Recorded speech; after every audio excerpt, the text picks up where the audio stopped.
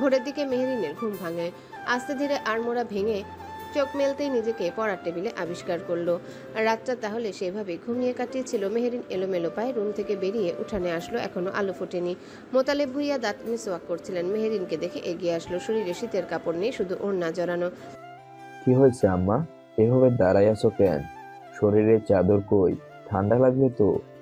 কথাটা শেষ করে নিজের শরীরে চাদরটা মেয়ের শরীরে জড়িয়ে দিল। মেহেরিন চাদরটার দিকে তাকিয়ে বলল, এখন তো তোমার শীত লাগবে আপু, দাঁড়াও এখানে, আমি চাদর আনতেছি। মেহেরিন নিজের রুমে এসে চাদরটা দিয়ে বাবার শরীরে জড়িয়ে দিল। মোতালেব ভুইয়া কলপারের দিকে এগিয়ে যেতে যেতে বলল, আম্মা নামাজ পড়ে শুয়ে থাকো কম্বলের তলে, আমি মসজিদে যাব, দরজা আটকাই দিও। মেহেরিন চলে আসলো। রুমে ঢুকে উজু করে নামাজ পড়ে শুয়ে পড়ল। সকাল 9টার দিকে এজওয়ান জামিন পেয়ে বেরিয়ে আসে। নিউজ চ্যানেলগুলোতে এখন ব্রেকিং নিউজে এজওয়ান সুলতান। গতকাল যারা বাজে মন্তব্য বাজে কথা বলছিল, আজ তারাই বলছে এমন ভাই সব মেয়ের হোক। এজওয়ান সেসব নিউজ পোস্ট দেখে থুতু ফেললো। ভণ্ড দেশের ভণ্ড ফুটেজ খোরলোক। কালই তাকে পচাচ্ছিল আর আজ সাধু সাজছে। মাহি এজওয়ানকে ঘুরে ঘুরে দেখছে, সেটা দেখে এজওয়ান ভ্রু নাচিয়ে জিজ্ঞাসা করলো, জেল থেকে সুন্দর হয়ে ফিরছি নাকি? এত দেখছো যে ঘুরে ফিরে। মাহি হাতের ফোনটা টেবিলে রেখে বলল, কাশ আমার একটা ভাই থাকতো। এজওয়ান ভ্রু কুচকালো। কেন, ভাইয়ের শখ জেগেছে নাকি? তদিকুলের না একটা ছেলে আছে, তদিকুলকে কি বলবো আরেকটা ছেলে পয়দা করতে? Shut up. আজ আমার একটা আপন ভাই থাকলে সেও আপনাকে সেদিন কুত্তার মতন পেটাতে পারতো। এজওয়ান বসা থেকে উঠে দাঁড়ালো। এগিয়ে এসে দুহাত বুকে গুজে বলল, মাই ফল্ট। আমাকে কিভাবে বিয়ে করেছেন ভুলে গেছেন? বিয়ে করেছে জোর করে, ব্ল্যাকমেল করে, তোমার ভাগ্নিকে ব্যবহার করে। তোমায় কখনো বলেছি তোমায় কুত্তার মতন খোলবে খাবো? কখনো বলেছি তোমাকে এক রাতের জন্য হলেও বিছানায় আনবো, বিছানো কাঁপানোর জন্য? দুটো কোনোটাই কোনোটার থেকে কম নয়। আমার ভাগ্নির বয়স কতই বা ছিল? নিজের বেলায় 16 আনা আর পরের বেলায় 4 আনা। নাজিমের চেয়েও বেশি দোষী আপনি, এজওয়ান সুলতান। ওকে মেনে নিলাম, যা শাস্তি দেবে তা মাথা পেতে নেব ম্যাডাম। মাহি মুখ বাঁকালো। কবে যে এটাকে আর এটার বাপকে তাদের উপযুক্ত শাস্তি দিতে পারবে, তখন কলিজাটা ঠান্ডা হবে। ইব্রাহিম কটা দিন বেশ ছোটাছুটি করলো। উর্মির সাথে মাঝে মধ্যে হুটহাট কথা বলে ইব্রাহিম, নিজে থেকেই দেয় ফোন। শুনেছে আজ সোলেমান মহাদেবপুর যাবে। ইব্রাহিমও বলে দিয়েছে সেও যাবে। পেছন পেছন ইয়াসিনও বলেছে সেও যাবে। সে এখনো সোলেমান ভাইয়ের বউকে দেখেনি। সোলেমান রাজি হলো দুটোকে সাথে নিতে। ইব্রাহিম পরনে পাঞ্জাবি পাল্টে ব্লু টি শার্ট পরে নিল। পকেট থেকে ফোনটা বের করে উর্মির নম্বরে কল দিল। আজকাল উর্মির মায়ের ফোনটা বেশিরভাগ সময় নিজের সাথেই রাখে। কখন হুট করে ইব্রাহিম ফোন দিয়ে বসবে আর তার মা কল ধরে ফেলবে এই ভয়ে। উর্মি ফোনটা টেবিলে রেখে জানালা দিয়ে বাহিরে তাকিয়েছিল। ফোনটা শব্দ করে বেজে উঠতে চমকে ওঠে। আশেপাশে তাকিয়ে দেখে তার মা আছে কিনা, না নেই। উঠানে পাতা ছড়িয়ে দিচ্ছে শুকানোর জন্য। উর্মি কম্পিত বুক নিয়ে ফোনটা রিসিভ করে কানে নিল। লোকটা ফোন দিলে কি যে অদ্ভুত কাঁপুনি আর অস্থিরতা শুরু হয় তা বলে বোঝানো যাবে না। ফোনের ওপাশ থেকে শান্ত গলায় ভেসে আসলো, উর্মি। উর্মি চোখ বুজে ফেললো, ছোট করে বলল, আমি মহাদেবপুর আসছি আজ। কথাটা শুনে কিঞ্চিত চমকে উঠল উর্মি। কি জন্য আসবেন? ইব্রাহিমের ঠোঁটের কোণে হাসি খেলে গেল।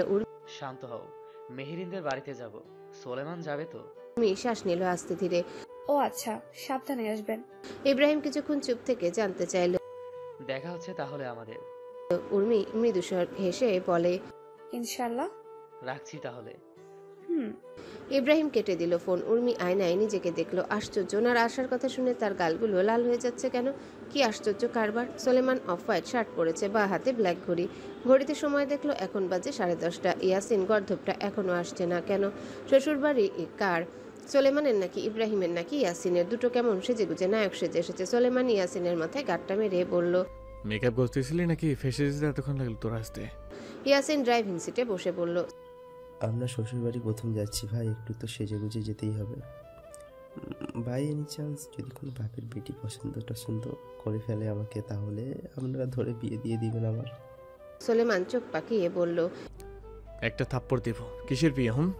অবিবাহিত থাকবি, তাহলে চিন্তামুক্ত ফ্রি থাকতে পারবি, কাজে মন বসবে ভালো। ইয়াসিন এই কথার ঘোর বিরোধিতা করে বলল, হ্যাঁ, আপনি তাহলে বিয়ে করছেন কেন?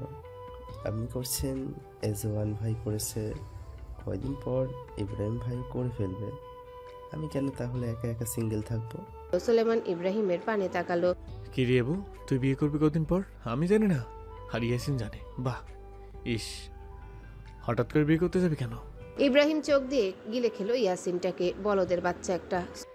শোন সোলেমান, হাদিসে অবিবাহিত নারী পুরুষদের মিসকিন বলা হয়েছে, অর্থাৎ প্রাপ্ত বয়সেও যারা বিয়ের নিয়ামত থেকে বঞ্চিত, হাদিসের ভাষায় তারা হচ্ছে করুণার পাত্র। এর দ্বারা প্রমাণিত হয় যে বিবাহের দ্বারাই মানুষের জীবন পূর্ণতা লাভ পায়। আর আমি ভাই এত ছোট লোক, মিসকিন, করুণার পাত্র হয়ে আর বেঁচে থাকতে চাই না। এখন তোর মতন আমিও বিয়ে করে বড়লোক হতে যাচ্ছি। সোলেমান জানতে চাইলো। কোন বাড়ির মায়ের কপাল পড়তে যাচ্ছে?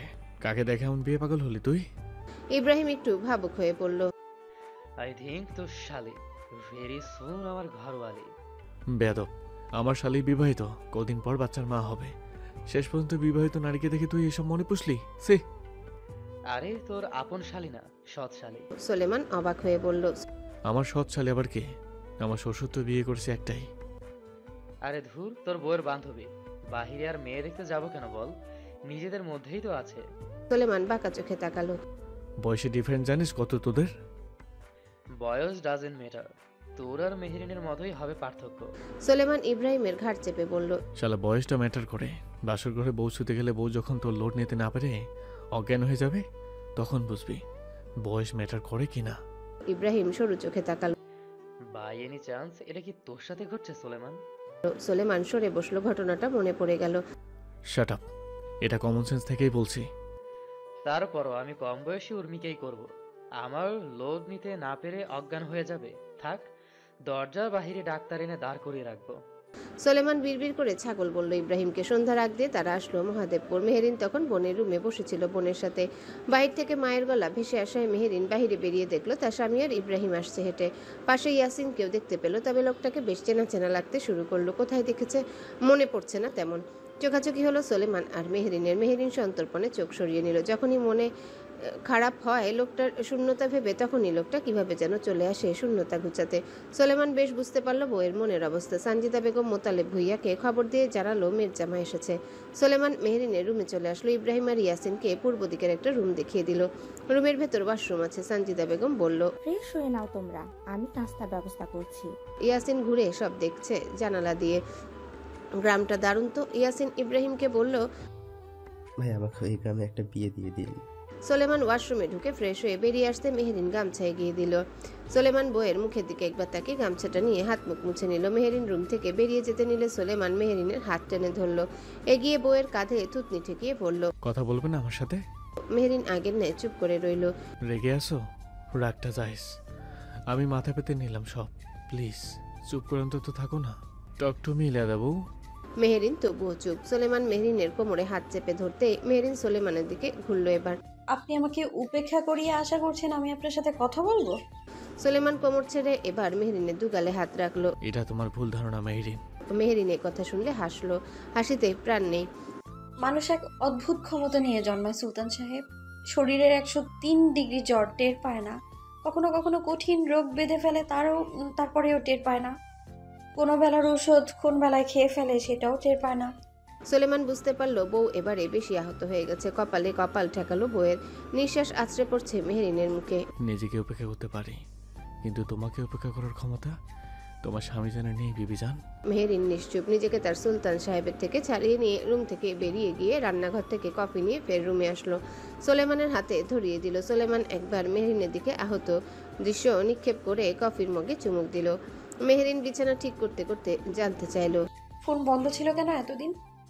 কম ফোন তো যায়নি আমার ফোন থেকে। ফোনটা বন্ধ হয়ে রুমই ছিল, খুব ব্যস্ত ছিলাম এই কটা দিন। ট্রাস্ট মি, ঠিকমতো খাওয়ার সময়টাও পাইনি আর কি। মহাদেবপুর আসার সময়টা ঠিকই হয়েছিল, অথচ 10 মিনিটের রাস্তায়ও আমাদের এখানে আসার হলো না আপনার। সোলেমান ধারণা করলো বউ তাহলে এই রুমুর বিষয়টা জানে না। আসলে একজনকে পুলিশে ধরে নিয়ে গেছিল, সেটা নিয়ে দৌড়ি করেছি আর কি। মেহেরিন চকিতে পেছনে ফিরল। ভাইয়াকে পুলিশ ধরে নিয়ে গিয়েছিল কেন? রোমেশের সাথে চত্বরে এক ছেলে অশ্লীল আচরণ করছিল, সেটাই শুনে এইজন এখানে এসে ছেলেটাকে মারে। তো সেজন্য এজনকে আটকাতে আমাদের এখানে আসা। এজনকে নিয়ে ঢাকা ফিরতে আবার ওকে পুলিশে ধরে নিয়ে যায়। খুবই ছোটাছুটি করতে হয়েছে। ট্রাস্ট মি, ইচ্ছা করে তোমার সাথে যতটুকু বিছানা করিনি আমি, কসম বলছি। মেহেরিন ভাবতে লাগলো এত কিছু হয়ে গেল অথচ ও বাড়ি থেকে তাকে কিছুই জানানো হলো না। সোলেমান কফিটা সম্পূর্ণকে মেহেরিনের দিকে বাড়িয়ে দিল কাপটা। মেহেরিন কাপটা নিয়ে বলল, আবার চলে যাবেন কবে? পরশু। রাতের দিকে মোতালেব ভুইয়া ফিরলে সবাই মিলে রাতের ডিনারটা সেরে ফেলে। সানজিদা বেগম গরুর গোশ, মুরগির গোশ, ডিম, ডাল, আলু ভাজি রেঁধেছিল। ইয়াসিন তৃপ্তি নিয়ে খেলো। অনেকদিন পর মনে হলো বাড়ির রান্না খাচ্ছে। ডিনার শেষে মোতালেব ভুইয়া সোলেমানকে নিজের রুমে নিয়ে আসলো। একটু কথা বলা দরকার, কিন্তু কোথা থেকে শুরু করবে তা বুঝতে পারছে না। সোলেমান নিজে থেকেই শুরু করলো। আমি জানি আপনি কি বলতে চাচ্ছেন, কিন্তু আঙ্কেল, মেহরিনের বয়স কম। আপনি এত কম বয়সে বিয়ে দিয়ে দিবেন ঠিক করেননি। আপনি এত কম বয়সে বিয়ে দিয়ে ঠিক করেননি। আমার মনে হয় ওর পড়াশোনা নিয়ে ভাবা উচিত এখনো। সংসার করে আমি চাই না আপনার দেখানোর স্বপ্নটা অপূর্ণ থেকে যাক। মেহরিনকে এখনই ঢাকা নিয়ে গেলে ও আর একা হয়ে যাবে। সুলতানের বিষয়ে তেমন কেউ নেই। আমি প্রতিনিয়ত ওকে এখানে ওখানে দৌড়িদৌড়ি করছি। মহাদেবপুরে থাকলে কখনো আপনার কাছে তো কখনো ও বাড়িতে থাকতে পারবে।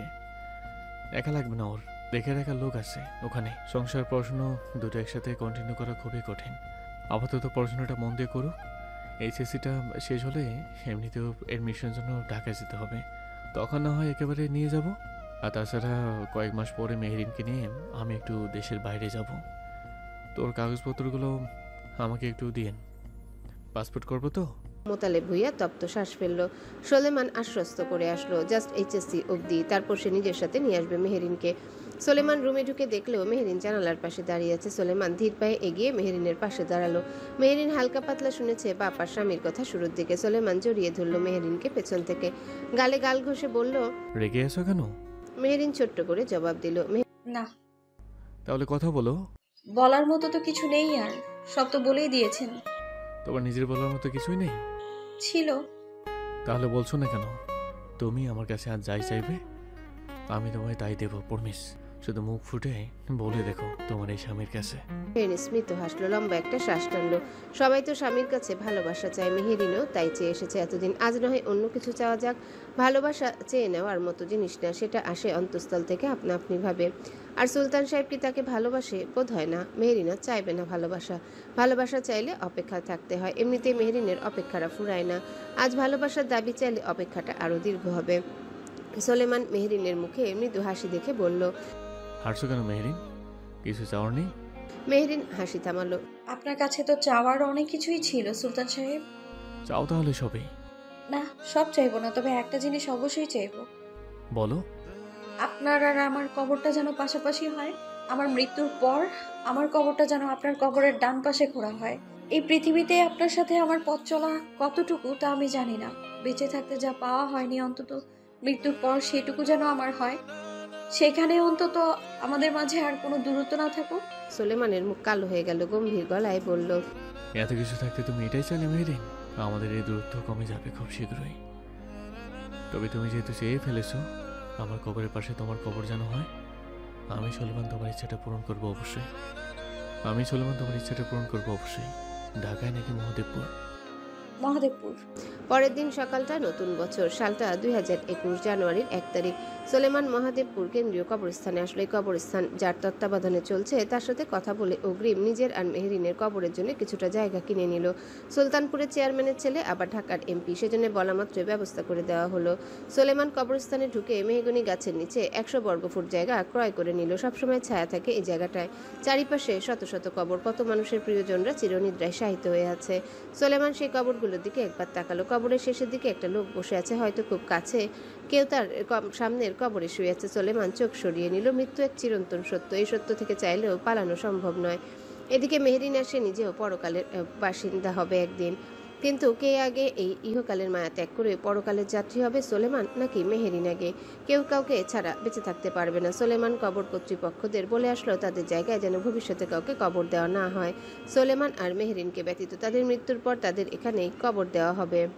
সোলেমান মহাদেবপুর কেন্দ্রীয় কবরস্থান থেকে বেরিয়ে কাচারিপাড়া রোড দিয়ে হেঁটে কেন্দ্রীয় শহীদ মিনারে আসলো। মন মেজাজ কেমন অস্থির হয়ে আসতেছে। বউ তার হুট করে এমন আবদার চেয়ে বসলো কেন? সংসারটা হওয়ার আগে মৃত্যু অবধি চলে গেল। শহীদ মিনারে কিছুক্ষণ বসে থেকে অলঙ্কারপুরের দিকে রওনা দিল। ইব্রাহিম আর ইয়াসিন উর্মিদের বাড়ির সামনে দিয়ে ঘুরঘুর করছে। দুবার ফোন দিয়েছিল কিন্তু রিসিভ হয়নি। উর্মিদের বাড়ির সামনে বিভিন্ন সবজির গাছ লাগানো। ইয়াসিন সব দিক ঘুরে ঘুরে দেখছিল। হুট করে প্রসাবের চাপ পায়। ইয়াসিন আশেপাশে তাকালো না, কেউ নেই। ইব্রাহিমের ফোন কল আসায় কানে ব্লুটুথ দিয়ে একটু সাইডে চলে গেল। ইয়াসিন কচু গাছের কাছটায় বসে পড়ল। উর্মি রান্নাঘরের মাটির উনুন থেকে ছাই উঠিয়েছে দুধ কচু গাছের গোড়ায় দিবে বলে। সেই ছাই গামলায় নিয়ে কচু গাছের দিকে যাওয়ার জন্য উঠানে আসতেই দেখতে পেল কোথাকার কোন অসভ্য ছেলে যেন তাদের কচু গাছের নিচে বসে হিসু করছে। রাগে শরীর জ্বলে উঠল উর্মির। এই কচুগুলো দিয়ে তারা মুরগির গোশ মাছ ভাজি করে খায়, আর কোথাকার কোন বেয়াদব সেখানে বসে পরিবেশ দূষণ করছে। উর্মি সাইড থেকে শলা ঝাড়ুটা নিয়ে তেড়ে যেতে যেতে গলা হাঁকিয়ে বলল, এই কেড়ে ওটা বেয়াদব ছেলে পেলে, বাসায় টয়লেট নাই নাকি? টয়লেটের টাঙ্কি ভরে গেছে, তারা আসতেছি।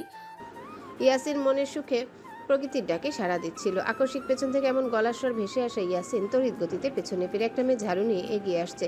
এদিকে প্রস্রাবটাও শেষ হয়নি, উঠে পড়াও সম্ভব নয়, জামা কাপড় নষ্ট হয়ে যাবে। ইয়াসিন পড়ে গেল মাইন কাচি পায়, কোনো রকমে বলল, খালার একটু পরে আসেন, শেষ করে নিন। খালা বলল উর্মিকে। উর্মি দেখতে খালার বয়সী। উর্মি আরো জোরে তেড়ে আসতে লাগলো। ইয়াসিন পিছনে ফিরে সেটা দেখেই তড়িঘড়ি করে বসা থেকে উঠে প্যান্টের চেন লাগাতে লাগাতে দৌড় দিতে গিয়ে প্যান্টের চেন তার মেন পয়েন্টের সাথে লেগে গেল।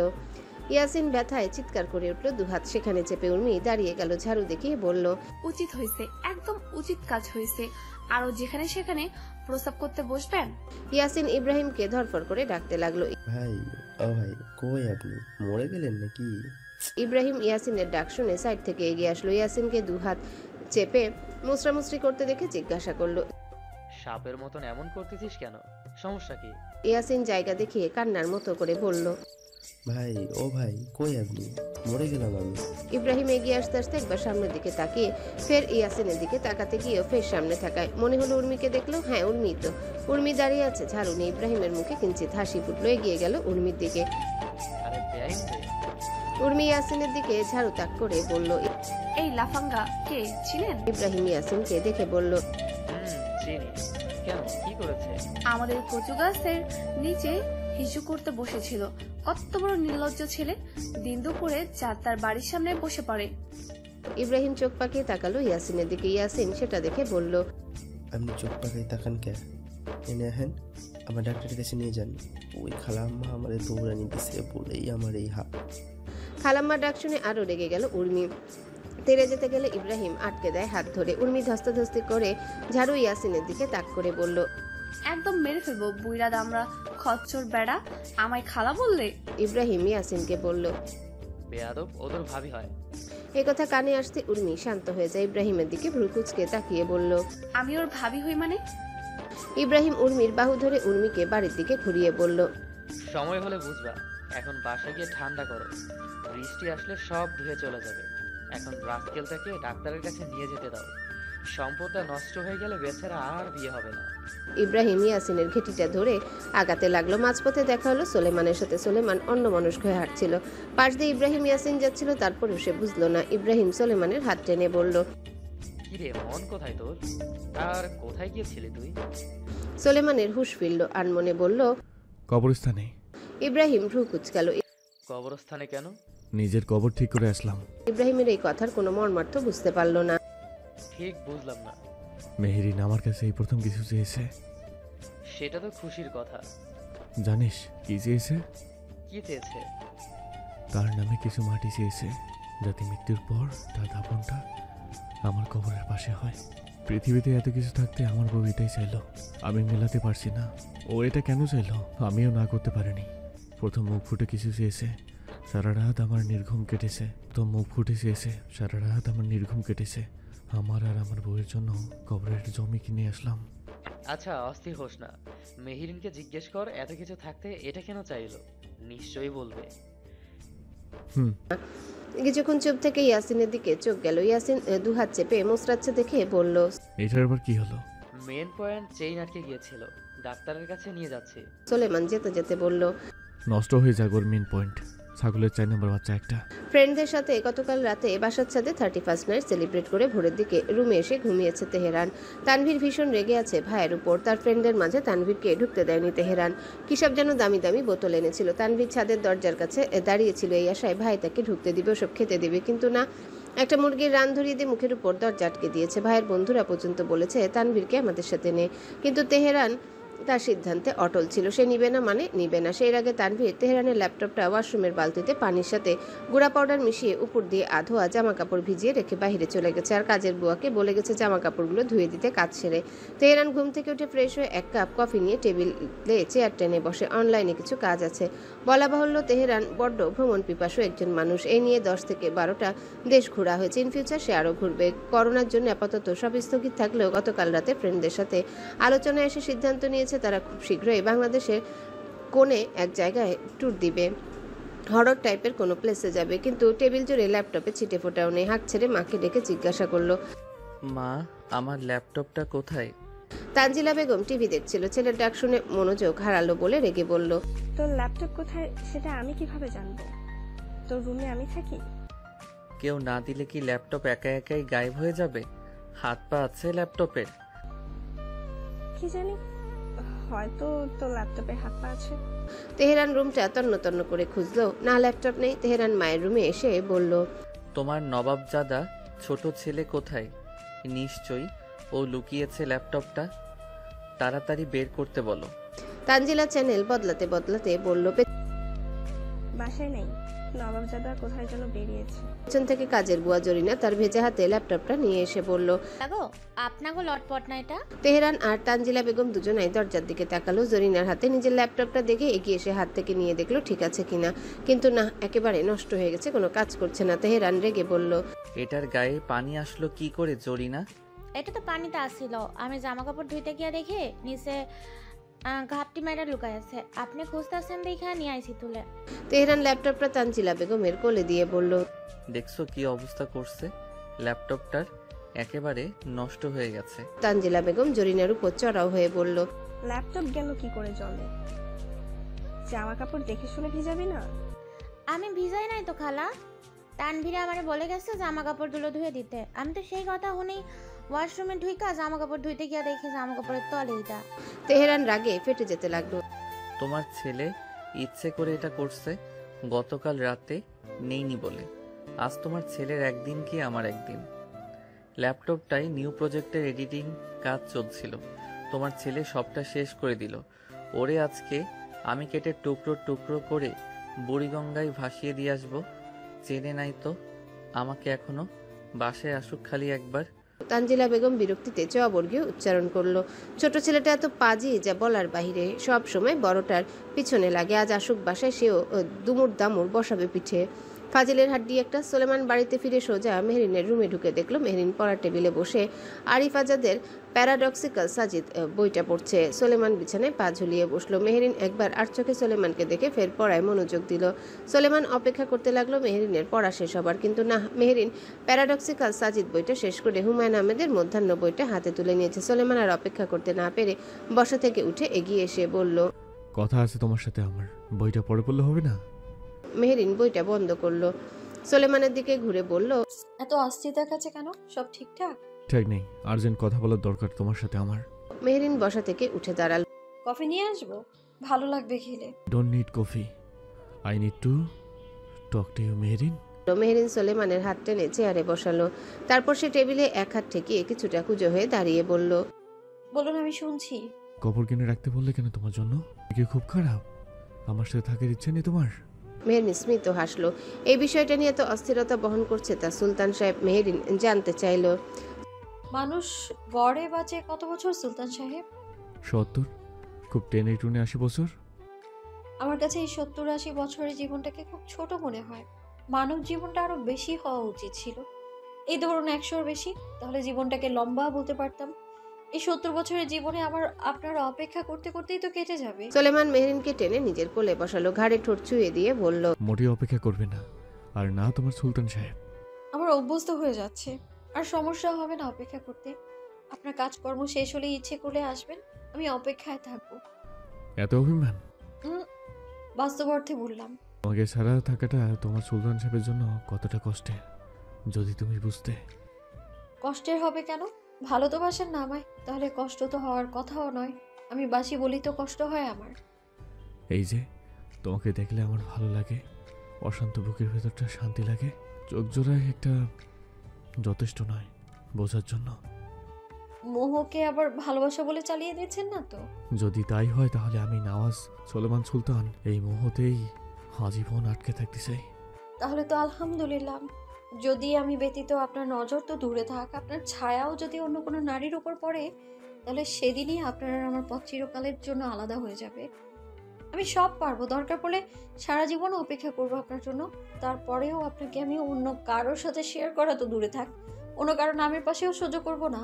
সোলেমান মেহরিনকে আরো শক্ত করে জড়িয়ে ধরে বলল, এমন দিন আশা রেখে আমার মরণ হোক, তারপর তুমি তো অন্য কোনো নারীর দিকে আমার নজর না পড়ুক।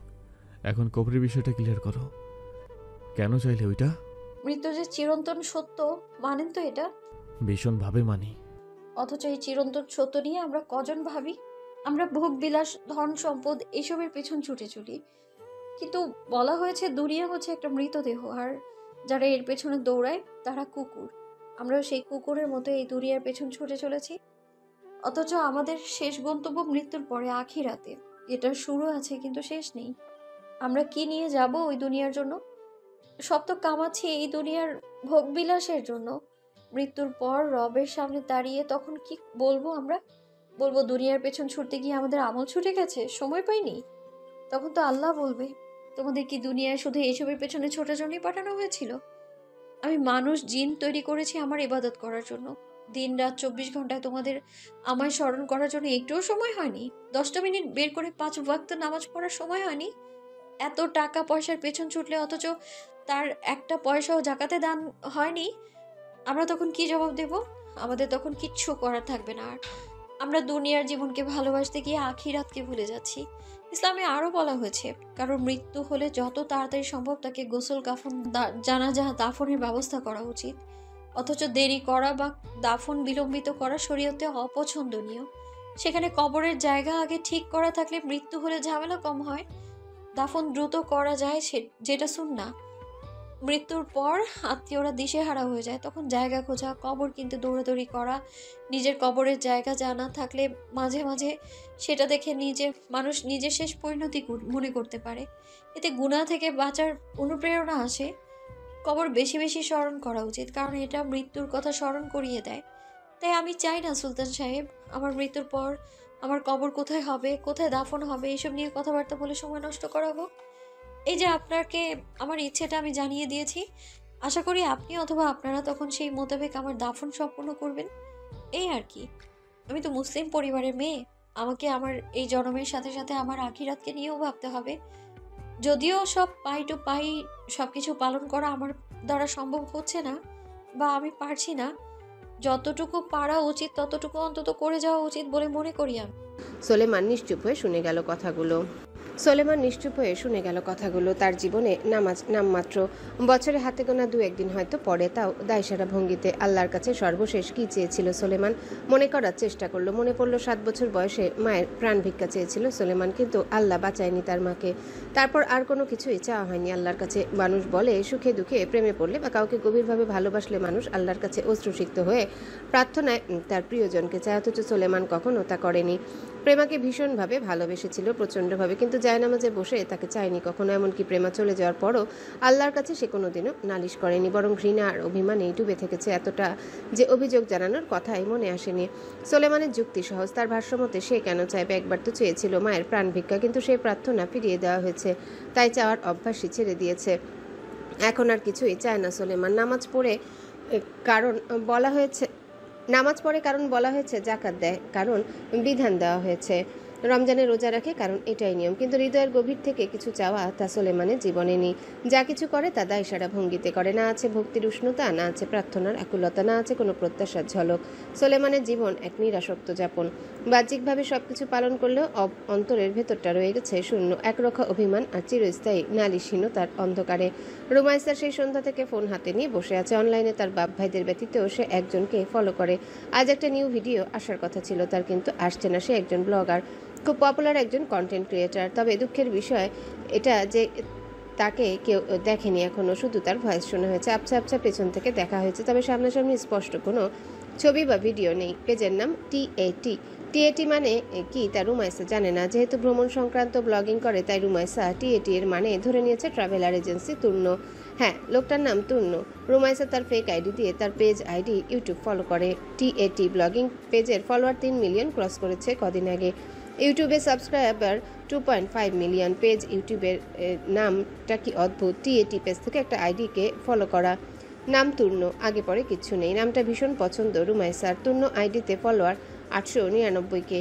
রুমাইসা ধরেই নিয়েছে এই পেজের ওনার তুর্ণ। অপেক্ষা করতে করতে রাত 12টা বেজে যাওয়ার পরও যখন আর কোনো ভিডিও আসলো না তখন অধৈর্য রুমাইসা তার ফেক আইডি লগ ইন না করে রিয়েল আইডি দিয়ে তুর্ণর আইডির লাস্ট পোস্টের নিচে কমেন্ট করলো, ভিডিও কি আর আসবে না? কতক্ষণ ধরে অপেক্ষা করছি। 12টা পার হয়ে এখন 1টা বাজতে চলো। না আসলে বলে দেন, আর অপেক্ষা করবো না, ঘুমিয়ে পড়বো। যদিও তার থেকে রিপ্লাই আসার সম্ভাবনা নেই, তারপরও রুমাইসা অধৈর্য হয়ে করেই ফেললো। ফেক আইডি দিয়ে কত শত কমেন্ট করেছে, রিপ্লাই তো আসা দূর, একটা রিয়াক্টও দিত না লোকটা। তারপরও শুধুমাত্র লোকটার ভয়েস শোনার জন্য মরিয়া হয়ে যায় রুমাইসা। কুয়াশাচ্ছন্ন এক বিকেল, রোদের ছিটে ফোটা নেই অলঙ্কারপুর গ্রামে। সোলেমান ব্লু রঙের শার্ট পরে আয়নার সামনে দাঁড়িয়ে হাতা ফোল্ড করছে। পাশে মেহেরিন বোরখা পরে হাতে হিজাব নিয়ে দাঁড়িয়ে আছে। সোলেমানের শেষ হলে সেই হিজাবটা বাঁধবে আয়নায় দেখে দেখে, কিন্তু মহাশয়ের এখনও শেষ হচ্ছে না। হাতা ফোল্ড করে এখন মাথার চুলগুলো সেট করছে, তা নিজের ফেসটা দেখছে। মেহেরিন সরু চোখে দেখতে লাগলো। সোলেমান আয়নায় থাকা মেহেরিনের প্রতিবিম্বের দিকে তাকিয়ে বলল, দাঁড়িয়ে আছো কেন মিসেস সুলতান? রেডি হও, যেতে হবে তো নাকি? মেহেরিন হাতের হিজাবটা দেখিয়ে বলল, আপনি না আসলে বাঁধবো কি করে, আর রেডি বা হবো কি করে? সোলেমান বাহাত দিয়ে মেহেরিনের কোমর টেনে পাশে দাঁড় করিয়ে বলল, নাও রেডি হও। মেহেরিন ড্রেসিং টেবিলের উপরে রাখা বাক্স থেকে সুচ পিন নিয়ে হিজাব বাঁধতে লাগলো। পাশ থেকে সোলেমান দেখতে লাগলো বইয়ের হিজাব বাঁধা শেষে মেহেরিন হিজাবের উপর দিয়ে নিকাবটাও বেঁধে নিল। তারপর আয়নায় শরীর ঘুরিয়ে ঘুরিয়ে দেখতে লাগলো পেছন দিকে সব ঠিকঠাক আছে কিনা। না, সব ঠিকঠাকই আছে। মেহেরিন হাতে পায়ে ময়শ্চারাইজার মেখে নিল। সোলেমান ময়শ্চারাইজার দেখে বলল, আমাকে দাও, আমিও নেই হাত পায়ে। মেহেরিন নিভিয়া ময়শ্চারাইজারের কৌটাটা বাড়িয়ে দিল। সোলেমান মূলত তার ফেসের জন্য ব্যবহার করে ডিওর ল অর দেভি এর ময়শ্চারাইজার ক্রিমটা, আর বডির জন্য লামের দি বডি ক্রিম। নেভিয়াটা জাস্ট হাতে মাখলো সোলেমান। শার্টের উপর দিয়ে ব্ল্যাক ব্লেজারটা পরে জুতাটা পরে নিল। দুজনে সম্পূর্ণ রেডি হয়ে তারপর রুম থেকে বের হলো। মোতালেব ভুইয়া, সানজিদা বেগম, সেরিন, ইব্রাহিম, ইয়াসিন বসার ঘরে বসে অপেক্ষা করছিল। দুজন আসতেই মোতালেব ভুইয়া দাঁড়িয়ে গেলেন। মেয়ের দিকে এগিয়ে গিয়ে আদুরে গলায় বললেন, হ্যালো বন্ধুরা, পরবর্তী পার্ট খুব তাড়াতাড়ি আসবে, তো সবাই অপেক্ষায় থাকো। আর চ্যানেলটি যারা এখনো সাবস্ক্রাইব করোনি তারা পরবর্তী পার্ট দেখার জন্য চ্যানেলটি সাবস্ক্রাইব করে রেখো। ধন্যবাদ সবাইকে, আমাদের সাথেই থেকো।